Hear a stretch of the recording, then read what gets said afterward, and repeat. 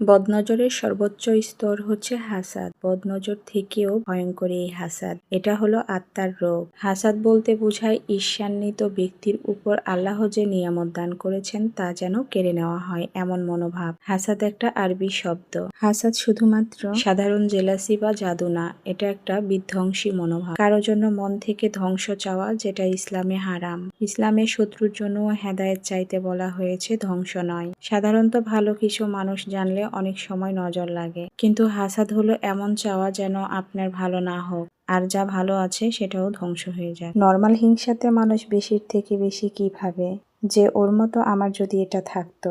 আর হাসাদকারীর মনে হয় যেভাবেই হোক আপনার উপর আল্লাহর রহমত যেন নষ্ট হয়ে যায়। এই কনস্ট্যান্ট নেগেটিভ এনার্জি মানুষের জীবনে ইফেক্ট ফেলবেই। কিভাবে চিনবেন এই ধরনের মানুষ? আপনার প্রচুর অপ্রয়োজনীয় প্রশংসা করবে। অ্যাপ্রিসিয়েট আর জোর করে প্রশংসা করা, দুইটার পার্থক্য আপনি অবশ্যই বুঝতে পারবেন।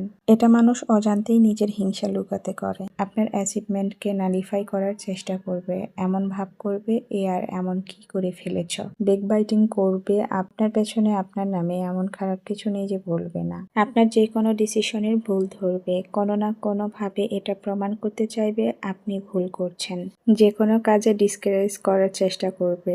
আপনার ভালো কিছুতে সূক্ষ্মভাবে অপ্রীতিকর কিছু বলবে। আপনার খারাপ কোনো সংবাদে মনে মনে অনেক খুশি হবে। সবচেয়ে ভয়ঙ্কর ব্যাপার হলো, এসব মানুষ সব সময় আমাদের আশেপাশেই থাকে। এই যে ওর এটা নষ্ট হয়ে যাক, ওর ভালো না হোক, এই মনোভাবের নেগেটিভ এনার্জি আপনার সব ভালো নষ্ট করে দেওয়ার জন্য যথেষ্ট। আমরা অনেকে একটু হলেও জানি আমাদের জীবনে এই মানুষ কে বা কারা হতে পারে, আবার হয়তো অনেকে বুঝতেও পারি না।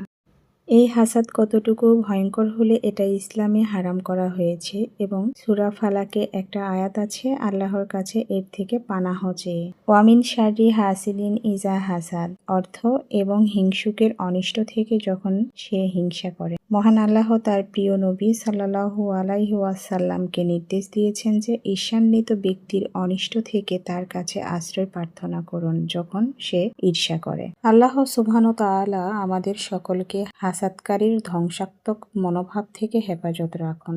আমিন। আজ রমজানের প্রথম দিন, চারপাশে এক অন্যরকম শান্তি। মনে হচ্ছে আকাশটাও যেন রহমতের বার্তা নিয়ে এসেছে। এই মাসটা শুধু সময় নয়, এটা এক বিশেষ সুযোগ নিজেকে নতুন করে গড়ার, ভুলগুলো ঠিক করার। হয়তো আমরা অনেক ভুল করেছি, অনেক দূরে সরে গেছি, কিন্তু রমজান আমাদের আবার কাছে ডাকে। সেহরির নীরবতা আর ইফতারের দোয়ায় লুকিয়ে থাকে এক অদ্ভুত প্রশান্তি।